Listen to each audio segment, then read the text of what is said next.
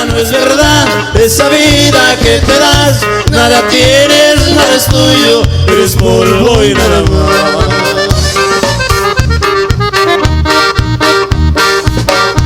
Eres polvo y nada más. Eres polvo y nada más.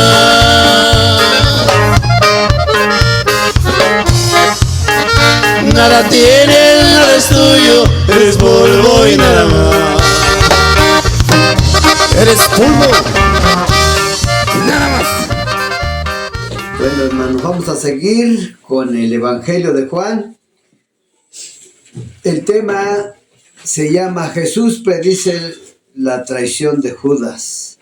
Y vamos a estar en introducción leyendo todo este pasaje y luego ya lo vamos a explicar, lo vamos a ir tratando de entender. Traición de Judas. No me refiero a todos ustedes, yo sé quiénes he escogido, pero esto es para que se cumpla la escritura. El que comparte el pan conmigo me ha puesto la zancadilla. Les digo esto ahora, antes de que suceda, para que cuando suceda crean que yo soy. Ciertamente les aseguro que el que recibe al que yo envío, me recibe a mí. Y el que me recibe a mí, recibe al que me envió. Dicho esto, Jesús se angustió profundamente y declaró: ciertamente les aseguro que uno de ustedes me va a traicionar. Los discípulos se miraban unos a otros sin saber a cuál de ellos se refería. Uno de ellos, el discípulo a quien Jesús amaba, estaba a su lado. Simón Pedro le hizo señas a ese discípulo y le dijo: pregúntale a quién se refiere. Señor, ¿quién es?, preguntó él, reclinándose sobre Jesús. Aquel a quien yo le dé este pedazo de pan que voy a mojar en el plato, le contestó Jesús. Acto seguido mojó el pedazo de pan y se lo dio a Judas Iscariote, hijo de Simón. Tan pronto como Judas tomó el pan, Satanás entró en él. Lo que vas a hacer, hazlo pronto, le dijo Jesús. Ninguno de los que estaban a la mesa entendió por qué le dijo eso Jesús. Como Judas era el encargado del dinero, algunos pensaron que Jesús le estaba diciendo que comprara lo necesario para la fiesta o que diera algo a los pobres. En cuanto Judas tomó el pan, salió de allí, ya era de noche. Jesús predice la negación de Pedro. Cuando Judas hubo salido, Jesús dijo: ahora es glorificado el Hijo del Hombre y Dios es glorificado en él.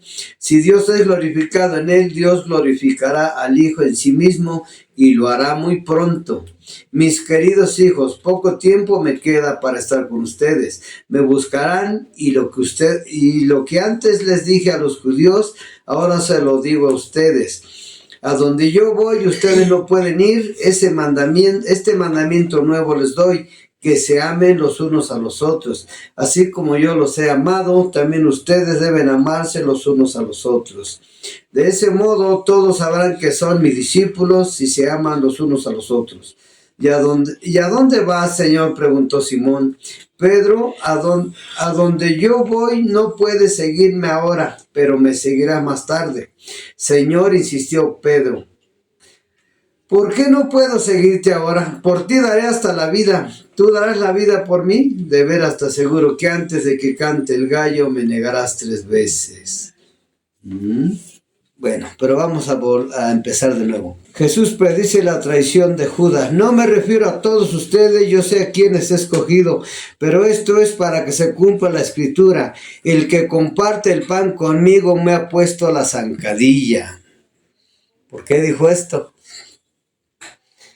Porque Judas ya tenía un acuerdo con los jefes de los sacerdotes para entregar a Jesús, y Jesús ya lo sabía, porque en él se estaba moviendo en ese momento el don de ciencia. Con el don de ciencia ustedes pueden saber qué está pensando el hermano, qué hizo ayer aquel, qué va a hacer mañana. ¿Ven? O sea, Jesús estaba bien puesto en la fe, él estaba, el Espíritu Santo fluía perfectamente en él. Y escribí esto: Jesús ya lo sabía porque Dios le revelaba todas las cosas, y él pudo ver que las profecías del Antiguo Testamento se estaban cumpliendo en Judas. Como el Salmo 49, 41:9. Hasta mi mejor amigo en quien confiaba y que compartía el pan conmigo me ha puesto las zancadillas. O sea, la escritura estaba cumpliendo Judas y Cristo, como ya había leído la escritura y tenía pues el don de ciencia y estaba viendo cómo se movían las cosas, ya estaba seguro que él lo iba a traicionar. O sea, a Cristo nadie lo podía engañar porque él había encarnado a Dios en él. Nosotros tenemos que encarnar a Cristo en nosotros. La palabra, Dios me reveló que tiene que ser encarnada, si no, no funciona. No funciona un creyente que vive en el alma, porque hay creyentes naturales y hay creyentes que son espirituales. Para ser espiritual tengo que encarnar la palabra, así como Jesús encarnó a Dios en él. Él encarnó la palabra de Dios, la mente de Dios estaba en él. Amén. Amén. Bien, pero seguimos leyendo. Les digo esto ahora antes de que suceda, para que cuando suceda crean que yo soy. Les estaba diciendo que era el Dios del Antiguo Testamento, porque en el nombre de yo soy, Él se manifestó en el Antiguo Testamento. Su ángel, el ángel del Señor, bajaba en el Antiguo Testamento y se manifestaba como Dios. O sea, Cristo estaba en el cielo, enviaba a su ángel y se manifestaba como el gran yo soy. El yo soy el que soy, Éxodo, ¿qué? 3:14, ¿me lo puedes leer? Sí. Yo soy el que soy. Dile esto al pueblo de Israel. Yo soy, me ha enviado a ustedes. Amén. Amén. Entonces Cristo, Jesús, desde el Antiguo Testamento ya se presentaba como el yo soy. Ahora como Jesús, ya como hombre, había encarnado a Dios, al gran yo soy en él. Por eso decía, para que sepan que yo soy y que para mí no hay nada oculto. Para él nada estaba oculto. Todo lo que andaba tramando Judas por allá con los jefes de los sacerdotes, él lo sabía perfectamente. Él tenía una espiritualidad que nadie lo ha comparado hasta ahorita. Aunque él era hombre, puede haber un apóstol, alguien muy ungido y tiene los dones, pero nadie lo ha comparado porque él conocía todas las cosas sin haber estudiado tanto por ahí. En la clase anterior hablamos de eso, que él tuvo nada más una escuela básica, lo básico aprendió. Y él conocía todas las cosas. En él ya estaba fluyendo en plenitud el Espíritu Santo. ¿Sí? Pero era hombre. En Juan 13:20 dice, bueno, Jesús sabía quién era, conocía su identidad como hijo de Dios. Tenemos que conocer también nosotros nuestra identidad, hermanos, para poder tener una espiritualidad más plena con Dios. Porque nosotros vivimos en el alma, no conocemos quiénes somos, no sabemos realmente, no estamos, que digamos, en nuestra alma seguros de que el Espíritu Santo habita en nosotros. A pesar de que nos da señales, nuestra alma, como es carnal, siempre está dudando. Dios está dentro de nosotros, hermanos. Solo tenemos que acostumbrar el alma a ser sobrenatural, a ser más espiritual. Subirla al espíritu. Cuando oremos tiene que ser en el espíritu. El alma se va a ir convenciendo de que Dios está ahí y de que es verdad. Cuando esto sucede, hermanos, nosotros entonces empezamos a tener una manifestación más clara del Espíritu Santo. Porque el Espíritu Santo está en nuestro espíritu, pero tiene que manifestarse en el alma, así como se manifestaba con Cristo. Amén. Amén. O sea, ya era Dios hablando en la tierra. Y nosotros no lo hemos podido. Yo no he visto que alguien lo pueda hacer así plenamente, que el Espíritu Santo esté hablando cosas así. Muy pocos, hermanos, Los generales de la fe sí logran decirte, tú esto, tú tienes esto, tú tienes lo otro, ayer hiciste esto. Porque ya el Espíritu Santo está fluyendo en su alma. Bueno, yo les pregunto, ¿ustedes ya están preparados? Porque dice aquí, en el 20, 7:20 les aseguro que el que me recibe a mí, al que me envió, dice, seguro que el que recibe al que yo envío, me recibe a mí. Y el que me recibe a mí, recibe al que me envió. Ya estamos preparados para que Dios nos envíe. Tenemos que prepararnos, hermanos. Y como les decía, tenemos que acostumbrar a nuestra alma a ser más espiritual, a que crea en lo sobrenatural, para que cuando Dios me envíe a alguien, entonces sí reciba el Espíritu Santo. Porque si yo no no se va manifestando el Espíritu Santo en mí, entonces me van a recibir a mí, no a Cristo. Cristo dice, el que me recibe a mí, recibe a Dios. Ahora, el que yo envío tiene que recibir a Cristo, ¿no? Me tiene que recibir a mí. Sí, me explico. Pero si andamos en el alma, doy el evangelio y no recibe nada. Nada más me recibió mi palabra almática mía. Pero si voy en el espíritu, está recibiendo a Cristo en su corazón. Por eso es que a veces evangelizamos, hablamos de la palabra y no sucede nada, porque no están recibiendo a Cristo. Y Cristo lo que quiere es que cuando yo vaya lo reciban a Él, no a mí. ¿Estamos ahí?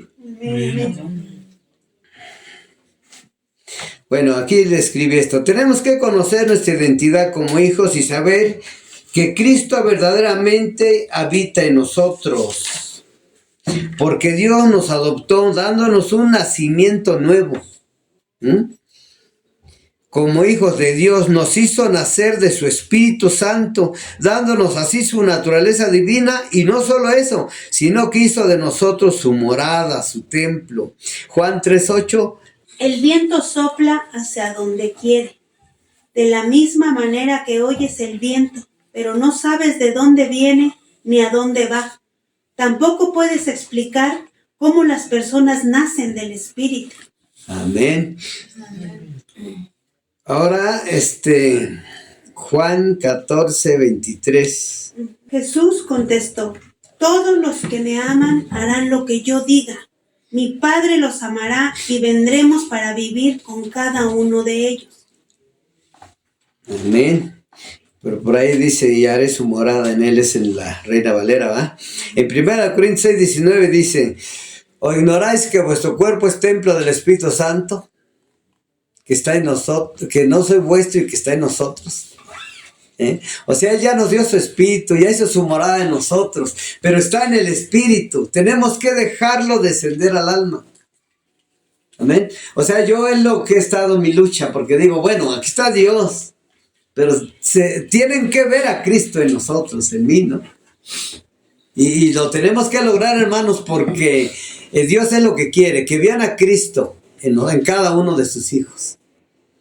Eso es lo que nos está enseñando esta escritura, porque pues leemos y decimos, bueno, dicen, sí, al que yo voy y doy la palabra y reciben a Cristo, pero no es cierto. Solamente cuando yo voy lleno del Espíritu Santo es cuando la palabra entra como una espada y parte el alma y el Espíritu y entra hasta el tuétano, dice, porque es el Espíritu Santo que están recibiendo, no mi palabra almática. Entonces debemos de tener mucho cuidado en eso, porque siempre andamos perdiendo el tiempo. Voy a ir a evangelizar y luego a veces hasta tenemos problemas porque Dios no nos envía y ahí vamos. Hay que andar en el Espíritu, dejarse guiar por el Espíritu Santo, y ahí claramente indica al otro. Yo cuando estoy trabajando ahí en la alineación y Dios me indica a quién le he de hablar. Cuando yo lo he hecho por mi propio impulso, las cosas no me salen bien. Aquellos, como si nadie hablara. No, a mí no me gusta eso, hasta te dicen. Pero cuando es el Espíritu Santo, aquí se ponen atención. El otro día algo me indicó el Espíritu Santo y le dije a un hombre, ¿no? Lo que era la Escritura, porque era bueno leer la Escritura, todo eso. Y se impactó, pero fue el Espíritu Santo, porque dice, caray, le hizo así, caray, como si se le hubiera quitado un velo. Dice, caray, eso nunca me habían dicho eso, nunca me habían dicho. Y así se quedó, y ya lo dejé. Después le digo, lea la Escritura. Sí, la voy a leer, dice. Pero como que despertó, porque es el Espíritu Santo. Cuando Él te envía en ese momento preciso, es seguro que hay salvación, ¿Amén? Bueno, nosotros somos morada de Dios, nos ha dado un privilegio muy grande de que Dios habite en nosotros a pesar de que éramos pecadores, pero viene Cristo, nos limpia con su sangre y ahora Dios puede morar en nosotros. Ustedes cuando oren, crean, sientan que Dios está ahí. Mediten la palabra, meditar, imaginar es fe. Eso es lo que hemos estado aprendiendo ahora, que la imaginación es fe. Yo empiezo a crear aquí en mi mente. Empiezo a crear aquí lo que para dar paso a lo espiritual.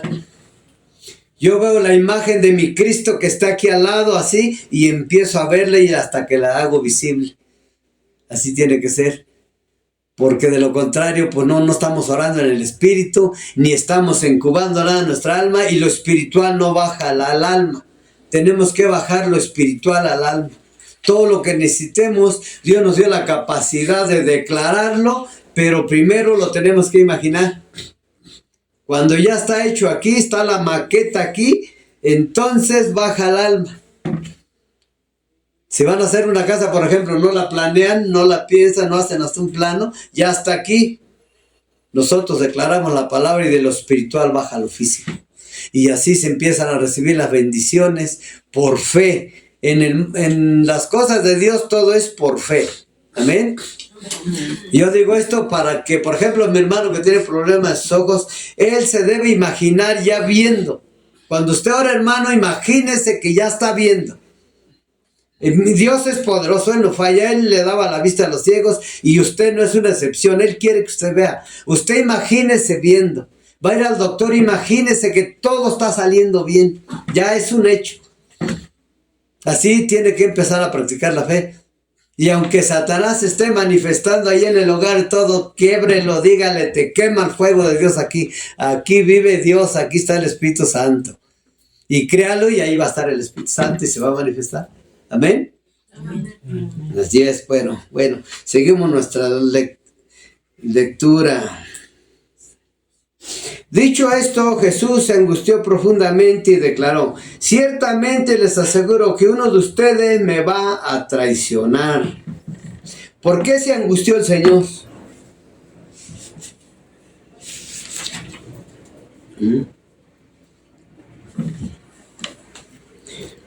¿Por qué se angustió? ¿Se angustió porque iba a ir a la cruz? No. Por lo que iba a pasar. Exacto, él se angustió porque estaba a punto de perderse uno de sus mejores amigos. En el Salmo dice, mi amigo al que compartía el pan conmigo. O sea, además no solo era su amigo, él lo amaba como un hijo porque él era Dios. Es Dios manifestado en Cristo. Entonces él estaba como preocupado porque él mismo lo iba a entregar a su maldad. Más adelante vamos a ver eso. O sea, era una cosa terrible para el Señor. Dice, se va a perder este. Y Él sí nos ama verdaderamente porque traía el amor pleno del Padre. Y Él sufre por cada persona que se está perdiendo. Y ahí su angustia era Judas. A pesar de que él sabía que lo iba a traicionar, Él se preocupaba porque aquel se salvara todavía. Yo creo que en su corazón dice, ¿y ahora? Sí, es un hecho que... Pero bueno, dice, Jesús no se angustió por él mismo. Jesús se angustió por Judas, que estaba a punto de perderse. Y lo peor es que él mismo lo tenía que entregar, porque Judas ya tenía sus planes para entregar a Jesús, pero no lo podía hacer porque Cristo lo estaba preservando hasta el tiempo señalado para que se cumpliera la Escritura. Juan 17:12. Durante el tiempo que estuve aquí, los protegí con el poder del nombre que me diste. Los cuidé para que ni uno solo se perdiera, excepto el que va camino a la destrucción, como predijeron las Escrituras. Amén. O sea, aquel ya tenía sus planes, pero no lo podía entregar, porque Cristo lo estaba preservando con el poder de su nombre, que es el nombre de Dios también.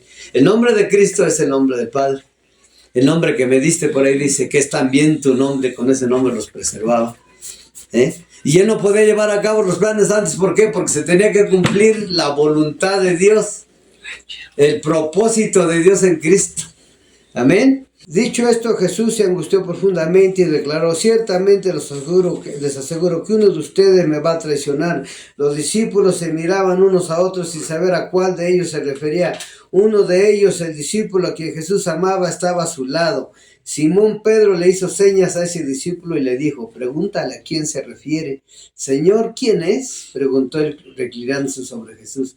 Aquel a quien yo le dé este pedazo de pan que voy a mojar en el plato, le contestó Jesús. Acto seguido mojó el pedazo de pan y se lo dio a Judas Iscariote, hijo de Simón. Tan pronto como Judas tomó el pan, Satanás entró en él. Lo entregó a su maldad. Y ya pudo entrar Satanás, porque de primero nada más le lanzaba dardos, sí, traiciónalo, y estaban los pensamientos, pero ya cuando Cristo lo entregó, ya entró, ya no podía hacer nada Judas, tenía que entregarlo. Lo que vas a hacer, hazlo pronto, le dijo Jesús. Ninguno de los que estaban a la mesa entendió por qué le dijo Jesús eso. Judas tomó el pan. Tan pronto como Judas tomó el pan, entró en él. Lo que vas a hacer, hazlo pronto, le dijo Jesús. Ninguno de los que estaban a la mesa entendía por qué le dijo eso Jesús.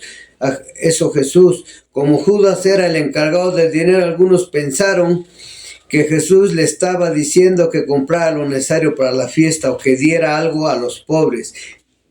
En cuanto a Judas tomó el pan, salió de allí, ya era de noche. A ver, entonces Dios tomó como instrumentos a Judas y al maligno para cumplir su plan de salvación, ¿sí o no? ¿Sí? Porque Dios de una maldición saca una bendición. Satanás es una maldición, Judas se convirtió en una maldición, pero Dios sacó una bendición tan grande que ahora es nuestra salvación, hermano. Amén, amén. Y ni Satanás ni Judas podían hacer las cosas antes ni después. Era en el momento que Dios lo había determinado. ¿Sí? Porque uno decía, bueno, pudo haberlo hecho antes, ¿no? Ahora, pregunto, ¿Dios creó Judas para que se perdiera? No. Claro que no. El hacer lo bueno o lo malo, lo decidimos nosotros. Él decidió hacer lo malo, por eso Cristo lo tuvo que entregar a su maldad, para que llevara a cabo el plan de Dios en él. Porque muchos dicen, no, es que ya estaba predestinado. Pues sí. Lo que pasa es que el hombre le da muchos derechos legales a Satanás, y Judas desde el vientre ya se había apartado de Dios. Por eso es que él actuaba así.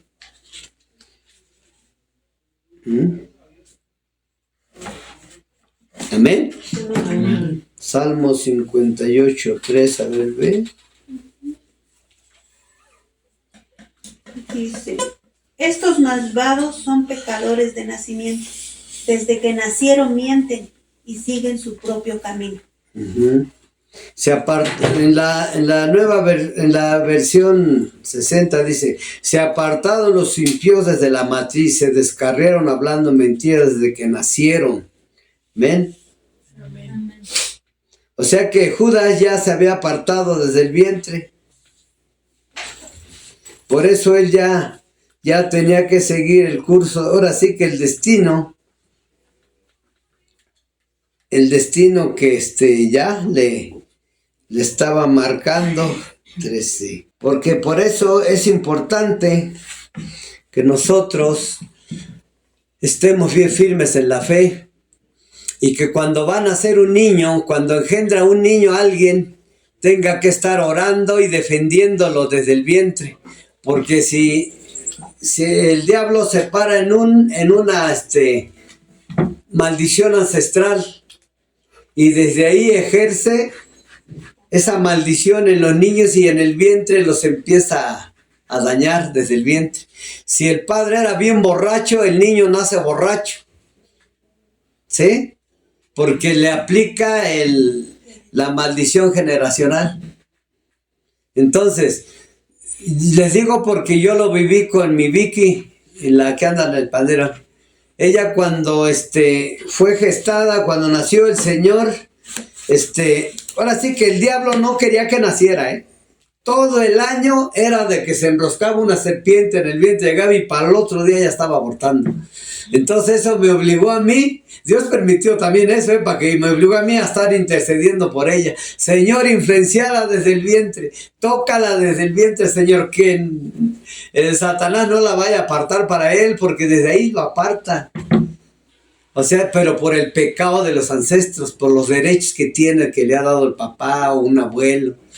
Entonces, nosotros tenemos que tener cuidado con eso y orar. Cada que alguien está embarazado, no, Padre, influencialo con tu Espíritu Santo al niño, guárdalo, Padre, para ti es tuyo. Yo le decía así al Señor, es tuya, Señor, cuando nazca es tuya, yo te la voy a dar. Pero resulta que cuando nació ya me había yo hecho el chistosito y no la había llevado, no la llevaba al templo y estaba chiquita. Me daba miedo, porque como iba yo solo, decía, yo no sé llevar un niño. Iba yo hasta Santa Úrsula. Y un día que me habla el Señor, dice, me prometiste un hijo y no me lo has dado. Ay, que me acuerdo, era mi Vicky, que yo le había dicho, es tuya, Señor, está en tus manos. Ella, si ven, ella se inclina mucho hacia Dios, sin que haya estudiado la Escritura. Ahorita le están enseñando. Ella, de repente, cuando vemos ya, según lleva sus puros libros a la escuela, porque son muchos, pesan mucho. Entonces Gaby le dice, no, lleva la Biblia, pesa más. No, pues a escondidas, cuando siente ya la tiene allá la está leyendo. ¿Por qué? Porque ya está influenciada por Dios. Entonces, Judas ya nació influenciado por el diablo. Por eso es que ya a veces la salvación viene ya desde el nacimiento, a veces la perdición también viene desde el nacimiento por culpa de los ancestros de uno, que o llegamos a Cristo y no corto el cordón umbilical por fe y sigue fluyendo esa maldición ancestral y seguimos enfermos o X. Entonces, nosotros debemos saber que cuando ya Dios nos adoptó verdaderamente. Ya no pertenecemos a nuestros padres de la tierra. Tenemos que desprendernos. Porque todos, ay, mi papá, tu papá está en el cielo, ya nadie le llames padre, puede decir la Escritura. ¿Por qué? Porque Cristo ya nos adoptó. Honro a mi padre y a mi madre, sí, fueron el instrumento para que yo viniera a la tierra, pero no para que yo esté ahí idolatrando a mi papá y seguir pegado a sus genes. No, esos genes ya no son míos, yo tengo una genealogía celestial. Mi padre es Dios. Por eso el que no niega a su padre, a su madre, no puede ser discípulo. Eso dijo Cristo. Si por fe ustedes dicen, mi padre es Dios, yo ya los genes de mi papá ya no. Lo amo y todo, aquí está. Pues. Pero mi padre es Dios. Yo no tengo por qué estar recibiendo ya maldición si mi genealogía es de bendición. Es el problema de nosotros los cristianos, de que soy de Dios, pero también soy de papá. No, ya no soy de papá, ya me adoptó el Señor, dice la Biblia que nos adoptó. Amén. Amén. Él nos adoptó, por aquí les leí. Nos adoptó dándonos su Espíritu Santo. O sea, nos dio un nacimiento. No nos adoptó como cuando una persona adopta a alguien y dice, ay, te doy un dinero, déjamelo, ya no lo vuelves a ver. Ya. A ver, cuando dan un hijo en adopción, ¿es su hijo? Ya no. Pero Dios hace algo mejor, Él nos hace nacer de Él mismo. ¿Para qué?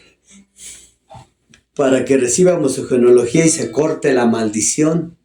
Pero resulta que nosotros en el alma seguimos pensando que soy de aquel y me siguen lloviendo la maldición que viene por aquel, por los ancestros, y no debe ser así. Su padre es Dios y lo que van a recibir de hoy en adelante es bendición, el que lo cree. Yo corto el cordón umbilical en nombre de Jesús y mi padre es Dios y de ahí nadie me va a sacar y que hoy que tu papá no, mi papá está allá arriba. Cuando a Cristo le llevaron a su mamá y a sus hermanos, dijo, no, mis hermanos, mi padre son estos, la iglesia es mi madre y todo, y mi padre es Dios. ¿Ven? Amén. Sí, porque en la tierra hay pura maldición y pues sí, queremos mucho al papá y todo. Pues. Bueno, entonces seguimos leyendo. ¿En cuál vamos? En el 13:30. Dice, cuando Judas hubo salido, Jesús dijo, ahora es glorificado el Hijo del Hombre, Dios es glorificado en él. Si Dios es glorificado en él, Dios glorificará al Hijo en sí mismo y lo glorificará pronto. ¿Por qué dijo esto? ¿Por qué dijo esto que era glorificado? Ahora es glorificado. Porque él estaba siendo obediente hasta la muerte. Ya sabía que él iba a traicionar, sin embargo, todavía se estaba preocupando por aquel, todavía luchando, preservándolo para que el plan de Dios se llevara a cabo en él perfectamente. Estaba obedeciendo en absoluto. Por eso dice, ahora es glorificado el Hijo del Hombre y Dios es glorificado en él. Si Dios es glorificado en él, Dios glorificará al Hijo en sí mismo y lo hará muy pronto. Si yo soy obediente, hermanos, glorifico a Dios y Dios me va a dar gloria. ¿Amén? ¿Sí? Dios les va a dar revelación, Dios les va a dar salud, Dios les va a dar todo lo que necesitan porque lo están glorificando. Y se va a ver la gloria de Dios en su economía, se va a ver la gloria de Dios cuando prediquen, se va a ver la gloria de Dios en su salud, en su familia, se va a empezar a ver la gloria de Dios por la obediencia nada más. Pero es obediencia hasta la muerte. Amén. Amén. Dice, mis queridos hijos, poco tiempo me queda para estar con ustedes. Me buscarán y lo que antes les dije a los judíos, ahora se lo digo a ustedes. A donde yo voy, ustedes no pueden ir. ¿De qué estaba hablando? Pues de que ya iba, ahora sí, tenía que irse al cielo y allá no podían ir todavía. Este mandamiento nuevo les doy, que se amen los unos a los otros, así como yo los he amado, también ustedes deben amarse los unos a los otros. De este modo todos sabrán que son mis discípulos si se aman los unos a los otros. Amén. O sea, ¿qué es amar verdaderamente? Porque hay amor del mundo, ¿no? Pero yo pienso que el amor de Dios es diferente, ¿no? Más bien es diferente. ¿Cómo sabemos que estamos llevando a cabo ese amor? ¿Alguien me podría decir cómo es que puedo mostrar ese amor? Bueno, hablándole con la verdad a la gente, aunque se enoje, aunque lo lastime. Decía un amigo, mejor te hiero con la verdad que matarte con una mentira. ¿Sí? Ese es amor, hablarle, mira, esto es así, no hay otro. Aunque muchos no quieren aceptar a Cristo, por eso, mira, te vas a ir al lago de fuego. Ay, tú, no, sí, aunque te enojes, es esto. Eso es amar a Dios. Otra, ¿de qué otra forma podemos mostrar el amor de Dios? Este hombre lo ha hecho y lo hacía conmigo luego. Me veía necesitado, dice. Un día acá abajo me dijo algo y dice, algo que sí, no, me dejó así como pensando, que dice, ¿tiene dinero, tío? Dice, porque si no tiene, ¿cómo dijiste? Va a pensar aquel, ¿no? ¿Dónde están sus hermanos? ¿Sí? Va a pensar el maligno, ¿dónde están sus hermanos que ayudan a este? Y dice que es hijo de Dios. Y va a pensar, Dios es su hermano y ni siquiera lo ayuda. ¿Sí? O sea, cuando uno ama a alguien, hermanos, le da lo que necesita. No nada más que muchos llegan y ¡ay, qué hermosos! Se abrazan, se besan. Pero si aquel necesita algo, nada más Dios te bendice y ahí lo deja. No, hay que bendecir a nuestros hermanos con lo que podamos. Lo que necesita, si lo tenemos, hay que dárselo. Eso es el amor que Dios quiere que haya un apoyo mutuo, que nos respaldemos plenamente, que nos amemos dándole a cada uno lo que necesita. Porque hay gente que tiene mucho y no le dan a aquel, al hermano lo que necesita. Nada más lo bendice. Sí, Dios te bendice. Pero no le dan el saco, dice la Biblia, no le da nada para que se cubra. Cúbrete, pero no le dan con qué cubrirse. Ese es el verdadero amor. Y entonces, sí. Entonces sí van a saber que son hijos de Dios. Porque a veces los del mundo muestran más amor que los hijos de Dios. Yo he tenido amigos del mundo que como son amigos, no lo dejan así solo y le dan lo que necesita. Nosotros a veces no lo hacemos, hermano. Eso hay que tener mucho cuidado para que se vaya manifestando lo que es la fe de Dios, la voluntad de Dios en la tierra. Para que el cristiano se vaya distinguiendo entre el mundano y el cristiano, se vaya viendo la diferencia. Porque resulta que nos parecemos a ellos mucho en lugar de parecernos a Dios. Cristo, veanlo, andaba angustiado por su enemigo, el que lo querían entregar. Así nosotros debemos preocuparnos por los demás. Eso es amar a los demás. Pero eso lo van a sentir cuando el Señor envíe su amor sobre ustedes. Entonces van a saber cómo ama a Dios cuando se los revele. Les digo porque a mí me lo ha revelado y yo sé cómo ama a Dios. Por eso les digo esto. Y yo, si yo teniendo, yo no le niego nada a nadie. Y si puedo decir la verdad, la digo así, aunque sea golpeado, pero lo digo. ¿Y a dónde va, Señor? Señor, preguntó Simón Pedro. A donde yo voy no puedes seguirme ahora, pero me seguirás más tarde.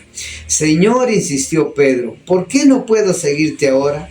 Por ti daré hasta la vida.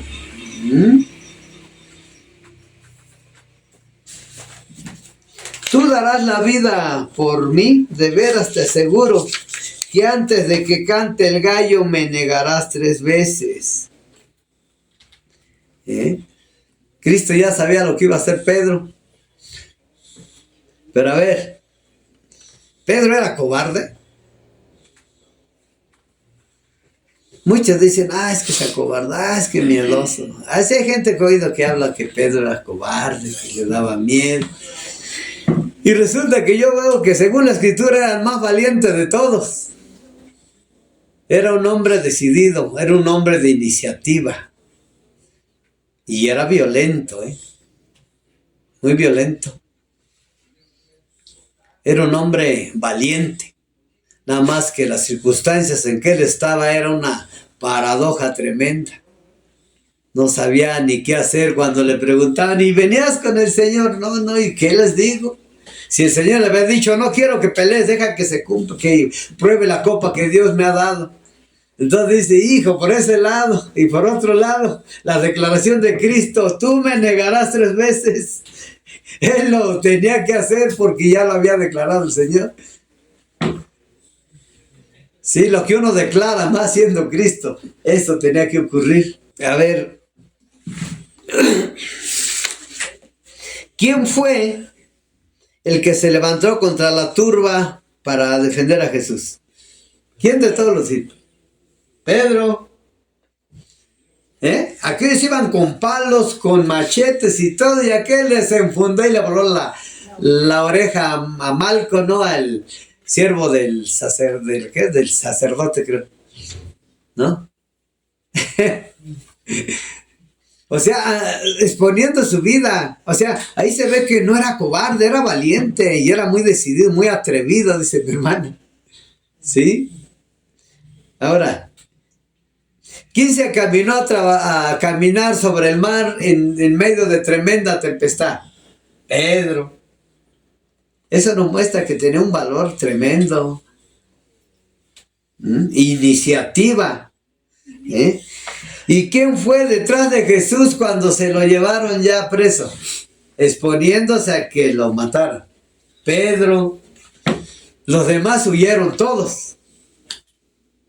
El único que lo acompañaba era un amigo de los sacerdotes. Ahí dice, pues a mí no me hace nada. Él ahí iba de morboso y pues era también creyente, ¿no? Entonces cuando le preguntaron, tuvo que negar. Tuvo que negar, ¿por qué? Una, no podía pelear. Otra, ya qué caso tenía, todo estaba perdido, estaba solo. Por más que peleara, lo único que iba a lograr era que lo mataran y que hasta perdiera su salvación porque iba a morir en pecado, en desobediencia y negando a Cristo. O sea que ahí se había que negar. Pero ahora les pregunto, ¿ahora ustedes pueden negar a Cristo? Ya no, porque ya está la gracia. Ahí Cristo lo restituyó cuando Él murió en la cruz. ahí le perdonó su pecado y lo llamó y le dio el liderazgo de todo el grupo. Le dijo, cuida mis ovejas. Yo decía, porque yo también tenía un concepto de que a poco sí tuvo mucho miedo Pedro. No, Pedro era el más valiente de todos. ¿Mm?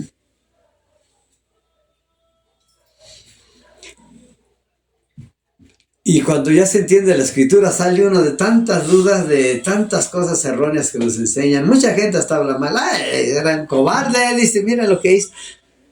Imagínense estar en esa situación así. Él ya tenía enseñanza del Señor. Si el Señor había dicho algo, era un hecho. Cuando Cristo declaraba algo, era verdad. Dijo, ciertamente tú, antes que cante el gallo, me negarás 3 veces. Y eso era un hecho. Y ya le había dado la orden, dice, que no desenfundara la espada porque tenía que cumplirse el propósito de Dios. Entonces, por eso él optó por me niego. Si les digo quién soy, tengo que pelear, me van a matar. Pues sí, se perdía más. Pero ya cuando y sí, él se quedó frustrado y todo. Él se quedó frustrado y entonces Cristo vino a consolarlo. A ver, vamos a ver. Juan 18, a ver, léeme Juan 18, 10.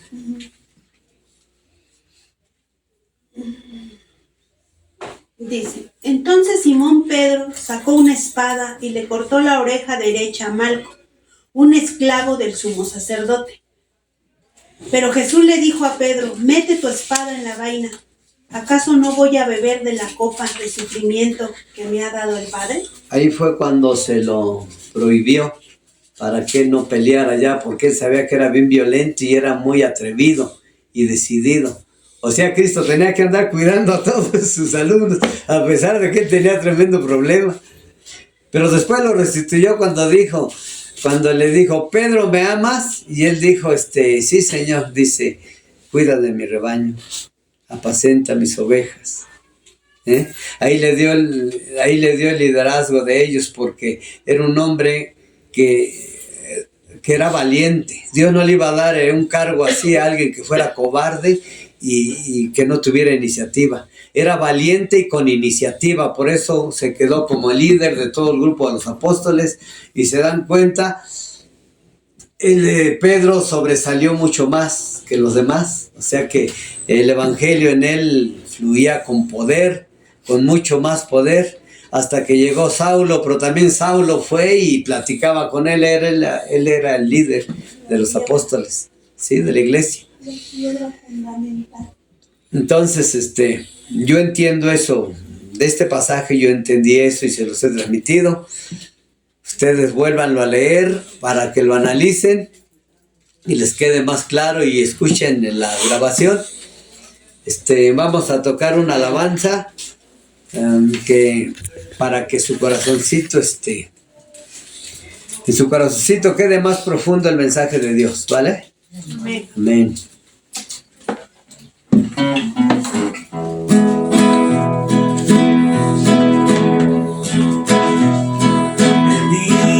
Que se arrepintió, hermano, recuerde bien que fue a Jesús el Señor a quien se entregó usted, y Dios en su grande amor, su cuerpo sano también.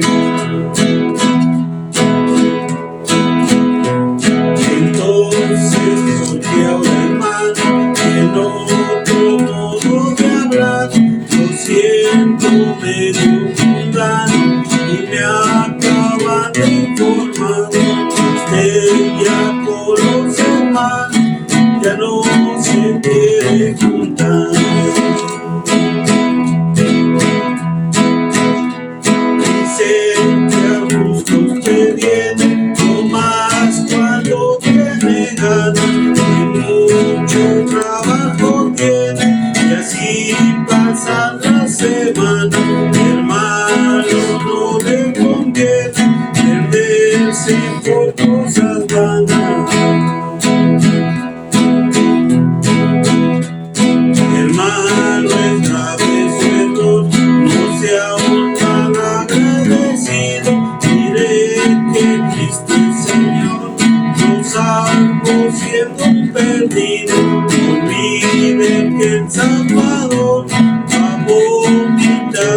es tibio. Si siguen su rebelión y a Satán le dan lugar, ya saben que comunión él busca quien devorar. Si pierde su salvación, ya sabe usted lo demás. Dicen que algo usted tiene, no más cuando tiene ganas, que mucho trabajo tiene, y así pasa la semana. Mi hermano, no le conviene perderse por cosas vanas.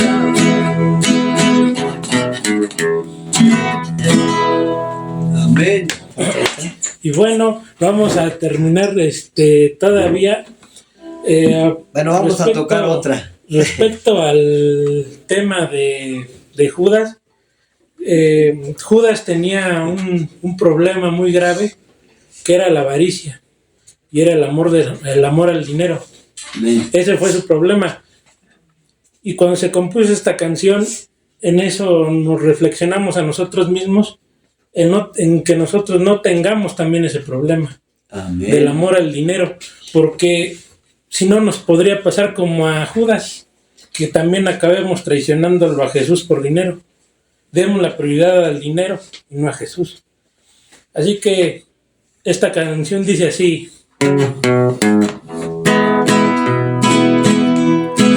quiero contarles la historia de un triste seguidor. Su nombre era Judas, llamado el Iscariote.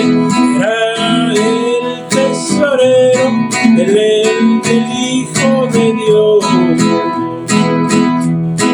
Vio y caminó con Cristo y sus hazañas las testificó. Mas su avaricia era muy grande, por 30 monedas a Cristo vendió. Ahora dime, hermano, ¿cuánto te cuesta servir al dinero y a Cristo seguir? Solo te digo, no ames el oro, no ames la plata, si quieres a Cristo seguir. Ahora dime, hermano cristiano, ¿cuánto te cuesta servir al dinero y a Cristo seguir? Solo te digo, no ames el oro, no ames la plata, si quieres a Cristo seguir. Solo te digo, no ames el oro, no ames la plata, si quieres a Cristo seguir.